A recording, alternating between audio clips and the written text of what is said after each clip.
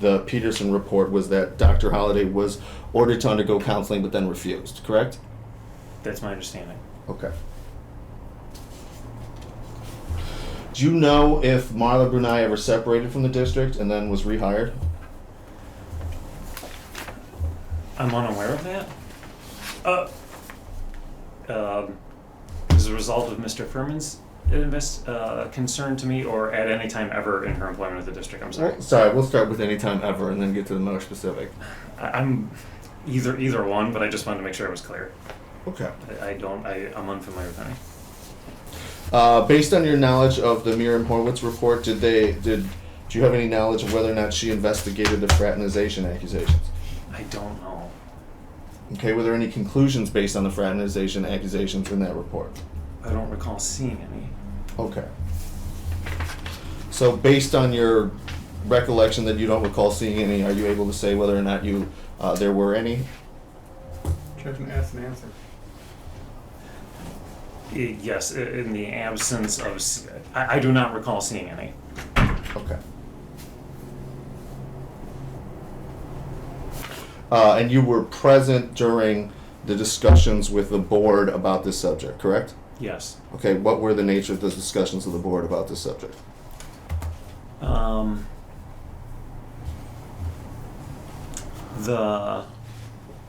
The report by Attorney Horowitz was distributed. It took some time to sort of read the thing. Then the board members reacted to it. I can't remember if they asked any questions specifically of Attorney Horowitz. That's what I recall. Okay, what was the reaction? I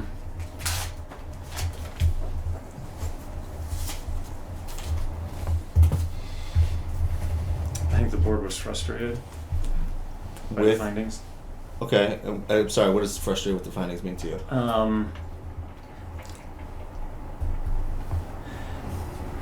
My sense was that board members had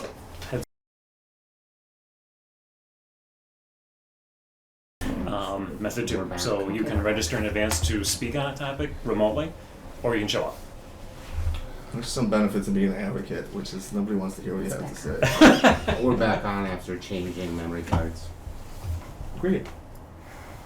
All right.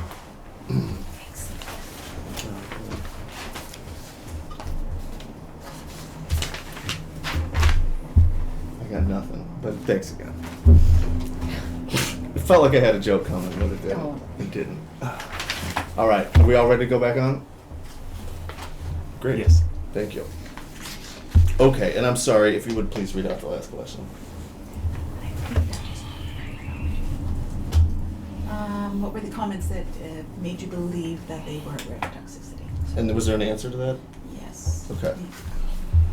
Okay, appreciate it.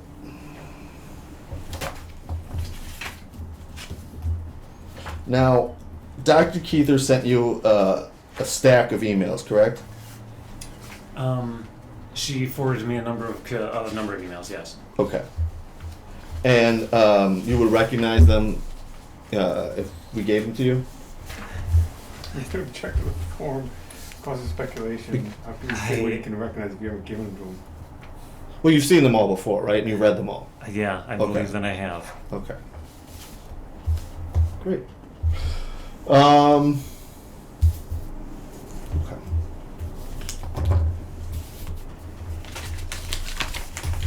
After January 21st, did you increase your communications with the city attorney's office?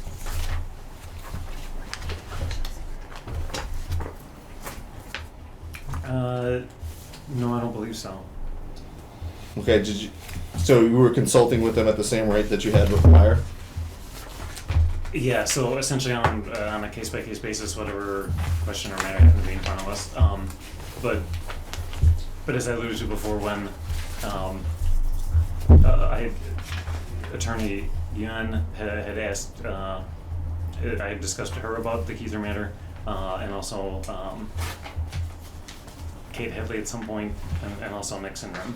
But it wasn't like in the days preceding I'm sorry, in the days subsequent to January 21st of 2021. Okay, so to put that another way, you didn't consult with the city attorney's office while you were investigating Dr. Kuether's complaints? Correct. Okay. Subsequent to January 21st, do you consult with the city attorney's office when you are investigating complaints? I have. Okay, for what matters? Other whistleblower concerns? Tourist Fallerons, for example? Yes. Okay, why did you consult with the city attorney's office on Tourist Fallerons? There was a concern that she had raised that she had been denied a promotional opportunity. Okay. And I was seeking some advice as to whether or not whatever I was able to obtain through my investigation, if that would substantiate it or not. Okay. Based on your understanding that Dr. Posley and Mr. Furman communicated with the city attorney's office prior to involuntarily transferring Dr. Kuether, did that affect your communications with the city attorney's office regarding the Dr. Kuether investigation? Can you say that again? Based on your understanding that Dr. Posley and Mr. Furman communicated with the city attorney's office prior to involuntary transferring Dr. Kuether, did that affect your communications with the city attorney's office regarding the Dr. Kuether investigation? I'm just gonna interject an objection. This is our testimony and assumes facts, therefore it's argumentative.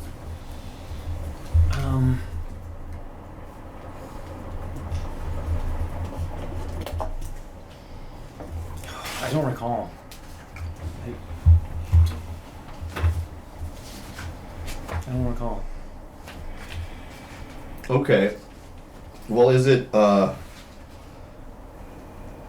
a conflict for the city attorney's office to be giving advice on how to involuntarily transfer somebody and giving advice on how to conduct investigations? Objection calls for speculation, also calls for a legal conclusion and lack of foundation. I'll join that. Great. And to clarify that, by conclusion or conflict, I don't mean a attorney-client conflict or something else along those lines. I'm asking if there are at opposite positions. Oops, same objection. Great. Yeah, I've wondered how procedurally a firewall is created to have separation in one office when those concerns come in that way. Did you ever discuss that with the city attorney's office? I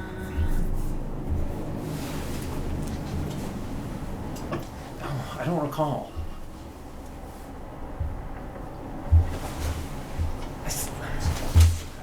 I don't recall. Okay. Subject in terms of attorney-client privilege communications. I'll join that objection. Okay.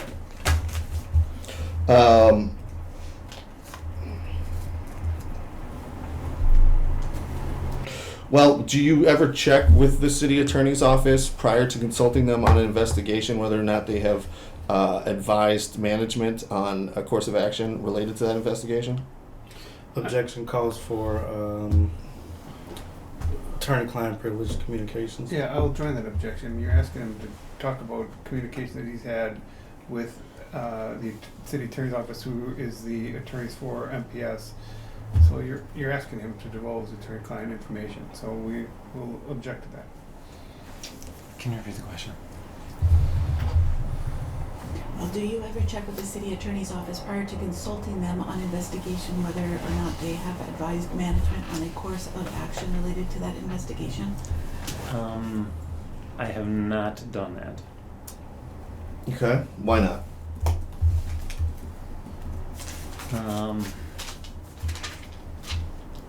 Because I was relying on a disclosure by whomever I had reached out to tell me if there was any conflict. Okay. Do you now believe that reliance to be misplaced? Objection calls for speculation. I don't think so.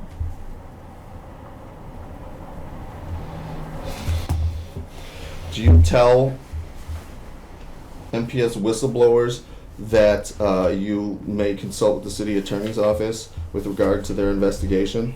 Yes. do you tell MPS whistleblowers that the city attorney's office may have consulted in retaliation against them? I have not had that conversation with whistleblowers. Okay. And again, the involuntary transfer of Dr. Kuether would have been retaliation based on your understanding, correct? That's how that was the conclusion of my investigation. Right, and we've also learned that Dr. Posley, Mr. Furman, and others consulted with the city attorney's office prior to involuntarily transferring or retaliating against Dr. Kuether, correct? That's my understanding from Exhibit 3. Okay, and does that... no, I'm sorry, that I studied the wrong exhibit through a previous exhibit. I guess it's 4, does that sound right? Yes. Okay. So now, based on that information, do you believe it's misplaced to consult the city attorney's office regarding whistleblower investigations? Check the foundation.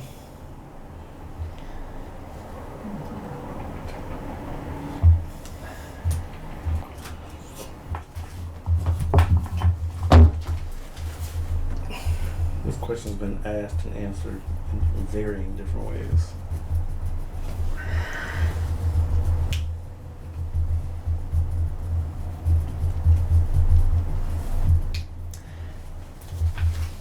It makes me reflect on how I can ensure the integrity of the process that I'm supposed to follow under policy. Okay. Are you aware that of whether Jenny Juan authored the MPS position statement in Dr. Kuether's case? I don't know. Okay. Do you feel like you ever knew?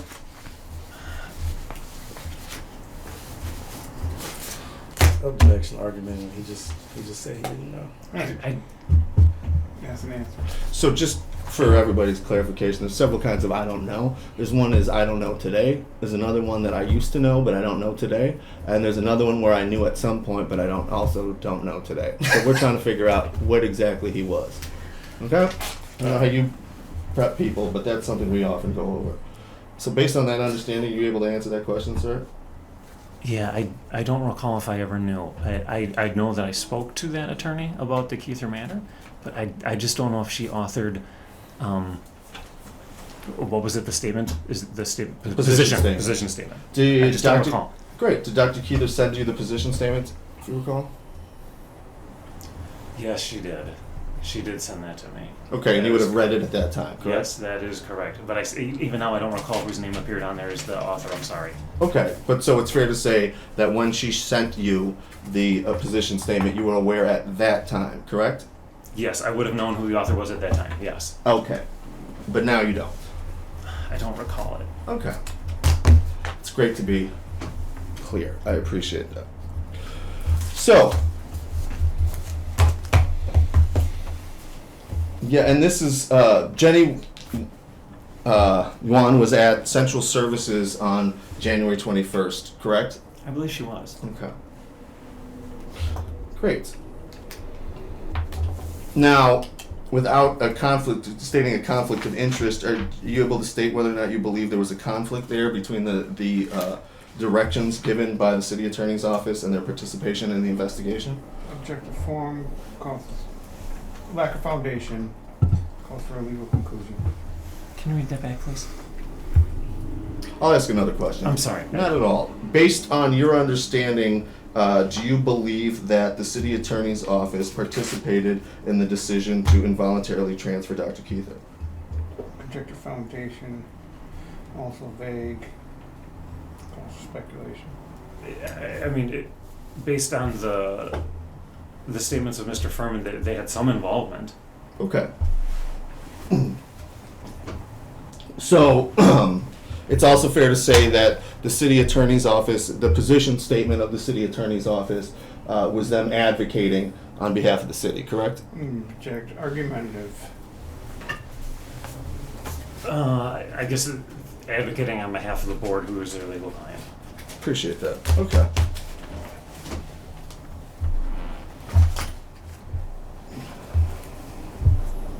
Do you know at this time who the city attorney office, that city attorney was that Dr. Posley had communicated with about the involuntary transfer of Dr. Kuether?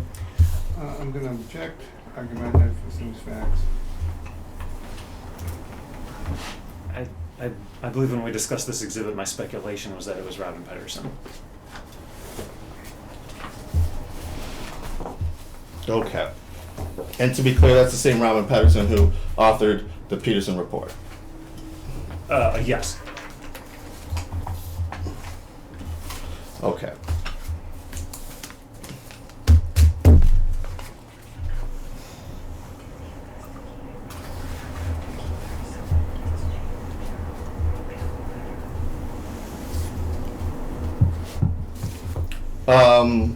You said there was outside investigation into the Calvin Furman's complaints, correct? Yes. Okay, was there any outside investigation of Dr. Kuether's complaints? Not that I'm aware of. Okay. Do you believe that anybody from the city attorney's office investigated Dr. Kuether's complaints?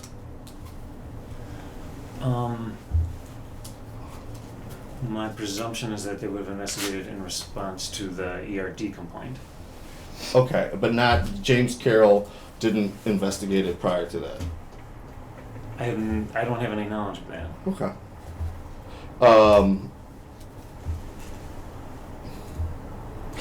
But Dr. Kuether might have shared emails from you regarding that investigation? I'm gonna check the form, it calls for speculation, which he might have done, this is speculative. Can you say that again? But Dr. Kuether might have shared emails from you regarding that investigation? With whom? James Carroll. Same objection. That's possible. Okay. Do you know where James Carroll works today?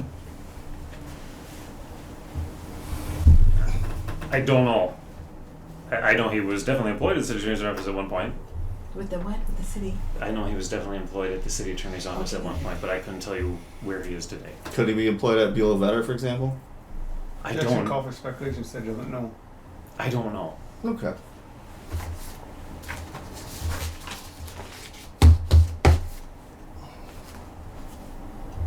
Let's just see here.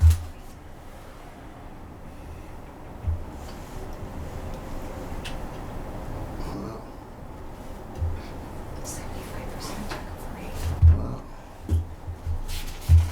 What's the date? The 25th.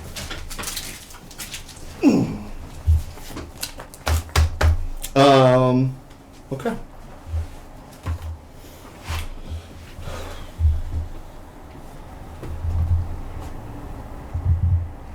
me see the documents here. Wow.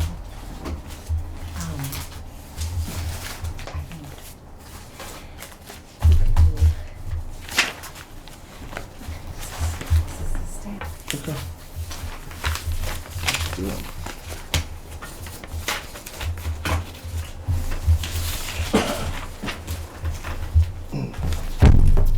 So I'll hand you a stack of emails. Yep, no problem. Give me one moment. It would be Exhibit 6. Do you have copies of all those for Yeah. everyone? We don't. Oh, wow. You can take them. So are we supposed to share with him? Or is it... No. I'm not going to do the. We're not going through this line by line. Well, I'm not, and I'm also sure you're not going to say, like, do you recognize all these documents, right? I mean, because otherwise it'll take... That would take some time. Yeah. So hopefully we can cut through that in some way or another, but we'll see how it goes. So Dr. Kuether shared with you many emails, as you testified already, correct? That is correct. Okay, and you would be able to identify all those emails? Certainly those in which they are addressed to me. I mean, definitely. Okay, so you'll admit that all of the emails that she sent that were addressed to you that you received and in the normal course of MPS business. Yes. Okay, great. I think we can cut through that. Can you read that back? Okay, so you'll admit that all of the emails that she sent that were addressed to you that you received were the normal course of MPS business. Okay. And would that also include one sent to your Roadrunner account as well? I believe everyone that was sent, I received. Okay. Meaning everyone that was Dr. Kuether sent to you on your private Roadrunner account, you received every one of those. I'm going to reject the speculation. Well, I'm trying to understand what you just said, sir. Yeah, if Dr. Kuether had sent something and for whatever reason there was a denial of service or undeliverable or something, I wouldn't know that, but otherwise I should have received it then. Okay, so within those parameters. Yes. Okay, fair enough. Okay, so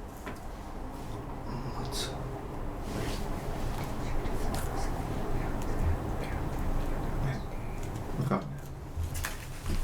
So throughout this period of sometime after her meeting with Calvin Furman, which I believe is on October 6th, she communicates with you for the first time again in that year. Check the form. Say that again? So, you testified earlier that Dr. Kuether had contacted you in 2019, and then she contacted you again in 2020, correct? Yes. Okay. And do you believe that second contact was after she met with Dr. Calvin Furman? After their meeting in October, yes, but before the meeting in which she was involuntarily transferred. Okay. So it's fair to say that's also the time period where she made an ERAD complaint against Dr. Saffold, correct? Yes, I believe that was made in November of 2019. Okay. So she is simultaneously then making a complaint to you. Is that right? Or the complaint to me precedes the one to ERAD. Fair enough. I appreciate that distinction. So during that time, you are in, for lack of a better word, lifetime communication with Dr. Kuether. Is that correct? There are frequent touch points with Dr. Kuether. Okay, but in fact, you're meeting with her on an everyday basis. Is that right? Oh, if it wasn't every day, it was many days. Okay. When did that nearly everyday contact begin?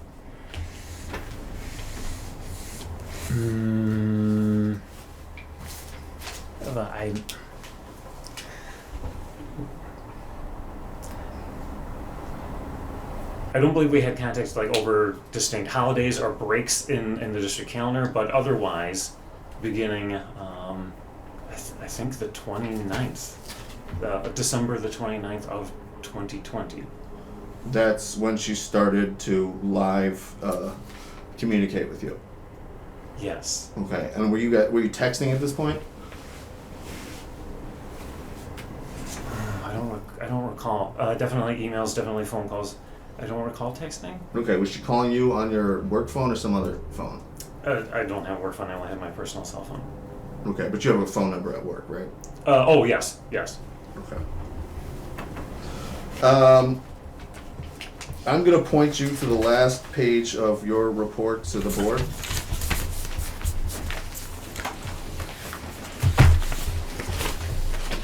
And this is you discussing Dr. Kuether's complaints against Dr. Saffold, right?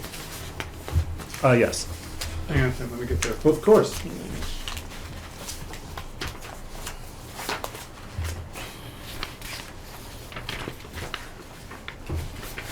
Thanks.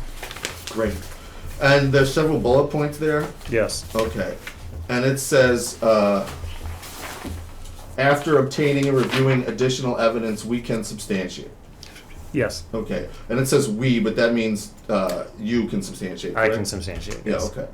So that on December 8th of 2020, Whistleblower A filed a good faith concern with the Employee Rights Department regarding a now increasingly hostile environment under Dr. Felicia Saffold, correct? Yes. Okay. And Whistleblower A here, do you know who that is? That's referring to Dr. Kuether. Okay. Then it goes on to say, on December 9th, the Employee Rights Department notified Dr. Saffold of the complaint raised by A. Is that right? Yes, that's correct. Okay. So again, I want to focus on now, at least at this point here, when you investigated these concerns, so at least on January 21st of 2021, you knew that the ERAD the next day went and told Dr. Kuether's immediate supervisor that Dr. Kuether had made a complaint against her, correct? Yeah, I'm gonna object to misstates what's written here. Go ahead and answer. What I recall is that there's a communication that HR sent on that date in which they said a complaint has been raised against you. I don't know if that memo said that it has been raised by Dr. Kuether. Okay, but it does say that Dr. Sappho was notified of the complaint raised by A. Yes, yes, it does say that, yes. Okay. And so at that point, you knew that the next day that Dr. Sappho was aware of the complaint raised by Dr. Kuether. Objection assumes facts not in the evidence, lacks foundation. Same, join. To be sure, she was notified that the concern raised by Dr. Kuether, she was notified of that concern, but I don't believe that communication said in there that it was Dr. Kuether who had raised the concern. I know that they were related. Okay, so you feel there's some ambiguity there between, in your statement, the complaint raised by A. Is that right? I'm going to object to argumentative and then asked and answered. He's explained what it means. Yeah, I knew that the letter that was delivered to Dr. Sappho was the result of Dr. Kuether raising the complaint. Great. And the last time we talked, you told me that it's possible when supervisors are notified of complaints that, given the context of the allegations, that they're able to identify who's making those allegations, correct? Yes, I did say that. Okay. Do you believe that happened in this case? Object to speculation. I do. Okay. Sir, you're wincing when you say that. Is there a reason why you're wincing?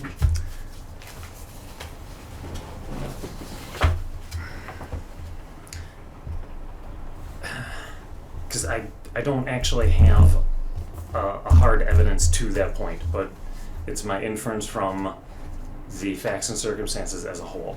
Okay. Are you afraid of retaliation based on your testimony here today? I am uncertain what the impact of this testimony will be today.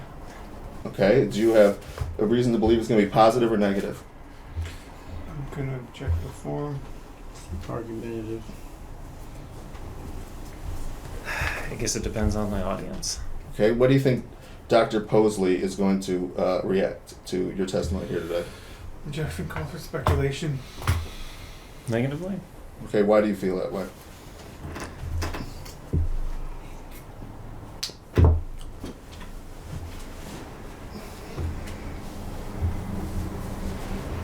I just don't know how it can be received as flattering. Okay. But you said everything you said here today is true, correct? Yes. Okay. So, do you have reason to believe that you may be retaliated against if your statements here are not flattering to Dr. Posley? Object to form. Asked and answered. Calls for speculation. Can you repeat the question? I'll join the objection. No, take it. So do you have reason to believe that you may be retaliated against if your statements here are not flattering to Dr. Posley? I don't have any specific reason. I just don't know where this is all gonna land. You're always like I just don't know where this is all gonna land. Oh. Okay.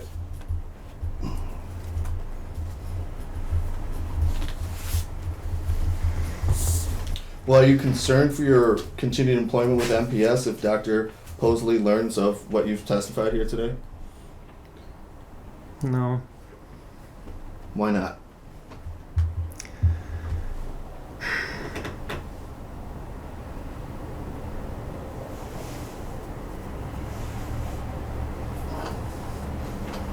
I think I've done the right thing. Okay. I'm leaning into that. And based on your experience, does doing the right thing protect people at MPS or something else?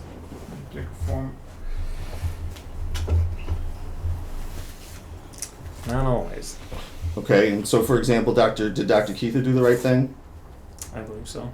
Okay, by reporting her complaints to you? Yes. Okay, and was that reacted to favorably or negatively based on your understanding? Objection vague, ambiguous. Join. I would say negatively. Okay. Do you know what a field compliance officer is? No. Okay. In the complaint that Dr. Kuether filed against Dr. Saffold, do you believe that it was possible for Dr. Saffold to determine, based on the allegations, who made the allegations? Jack asked and answered. Cause for speculation. Join that one. I do. Why? Given the temporal proximity. Okay. So then I'm going to take you to the third bullet point, and it says that subsequent to receiving this December 9th notification, Dr. Saffold repeatedly and in multiple forums raised concerns that whistleblower A was responsible for poor team engagement in CNI, creating tension in CNI, causing the team in CNI to become ineffective. Do you see that? Yes. Okay, is that a true statement? That's what was recounted to me by Calvin Furman. Okay. But prior to December 9th, were you aware of any complaints made by Dr. Saffold about Dr. Kuether's behavior? Can you read that back? Sure. But prior to December 9th, were you aware of any complaints made by Dr. Saffold about Dr. Kuether's behavior? I don't recall. Okay. But you did investigate these accusations against Dr. Kuether extensively, correct? I investigated the involuntary reassignment. I did not spend a lot of time investigating what was leveled here as an allegation against Dr. Kuether. Okay. Did you investigate the curriculum and instruction, the failure to implement a curriculum for literacy at that time? I don't recall. I don't recall. Okay, do you understand that Dr. Saffold accused Dr. Kuether of not doing what was necessary to have a literacy program in place at that time? Check the foundation. I believe Dr. Kuether shared that with me. Okay. And she also shared with you supporting documents on that issue? I believe so. And you investigated that? I did not investigate that aspect. Okay. Did you ever form any opinion on that subject during the month of January? No, I did not. Okay. Goes on to say that on December 29th, after Dr. Saffold again repeated these concerns to Dr. Posley directed members of his team to take reassignment action against whistleblower A. Is that accurate? Yes. Okay. And you know that because Mr. Furman told you that Dr. Posley directed him to do that? Yes. Okay. Now, we have this statement. This is my perspective, right? And you read this out loud, correct? Yeah, so the points that are raised here, I don't know if I read these words verbatim, but the intent was communicated through my perspective. At this point, it became less of read of a verbatim, and these are my final. What is communicated here was communicated to the board, but maybe not these exact words. Okay. Did you believe the special assignment was punitive in nature to Dr. Kuether? Did I believe that? Yes. Okay. And then when it says this special assignment activity, is that referring to the reassignment of Dr. Kuether or something else? Oh, here I'm referring to it more broadly. Okay. Well, is that referring to the use of special assignments as punishment or something else? In that lens, but also just more broadly in terms of how special assignments. What did that mean?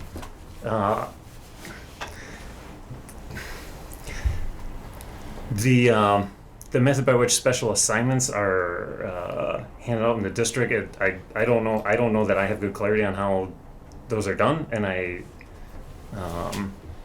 and I don't think there's clear policy on how to direct how they should be done. So it was in that context that's what that means. Okay. To your knowledge, was Marla Brunei ever on a special assignment?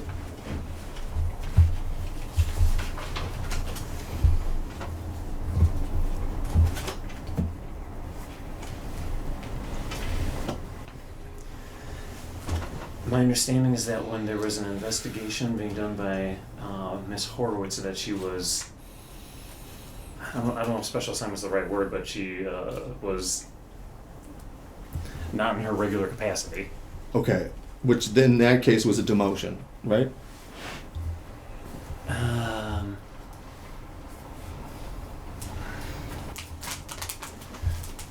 It was certainly a demotion at the time that she went to the director of remote work. Okay. Now this is probably the single biggest question I have for you today. You say there's no smoking gun anymore. What does that mean? What I communicated to the board in that session was that in my time in the organization, what I observed as actors who engage in retaliation towards employees, what I told the board was that in my experience, the organization has gotten smarter, and that the means by which retaliation would take place are harder to discern. And whereas there's no email that says I'm retaliating against this individual, that the retaliation against an individual would not be quote unquote the result or substantiated via a smoking gun, where someone just plainly wrote that they were retaliating against someone. Okay, but when you said the organization, you specifically meant management, correct? Yes, it would, only management would have the opportunity to do that. And you specifically meant Dr. Posley's management, correct? I'm going to check the form, misstates the testimony. In this context, I was referring broadly to the organization and the history of the organization. Well, is this different? Is this behavior different under Dr. Posley than it was under Dr. Driver? Only in so much, again, is the point where the behaviors that would be retaliatory are just, they're not as obvious. They're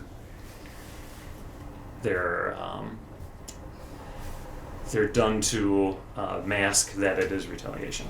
Okay, so is it fair to say that the level of retaliation from Driver to Posley remained the same? It's just that the method of retaliation became more refined.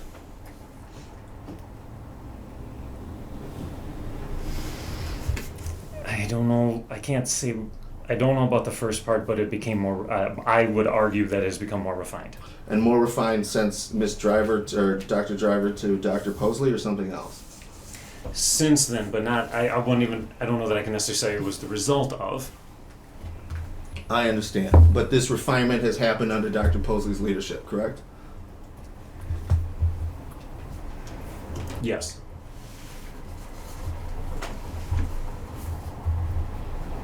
Okay. And what did you mean by new form of retaliation? So in this instance, what I was referring to was this special assignment activity. Okay. But that had been going on previous to this, right?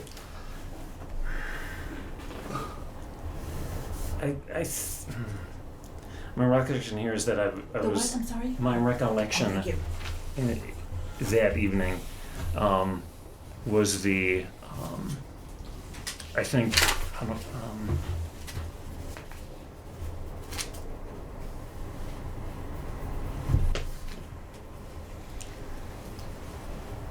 When Dr. Kuether was told to clear her office next day, it was a visibility, and it was a what's what I'm looking for here? It was one that I felt was designed to squelch other people from raising their concerns. Oh, okay. Why? Based on the involuntary reassignment that then took place. Was it more public than other involuntary reassignments that you had witnessed before? I believe so. Okay. Are people frequently involuntarily reassigned to the position of assistant principal?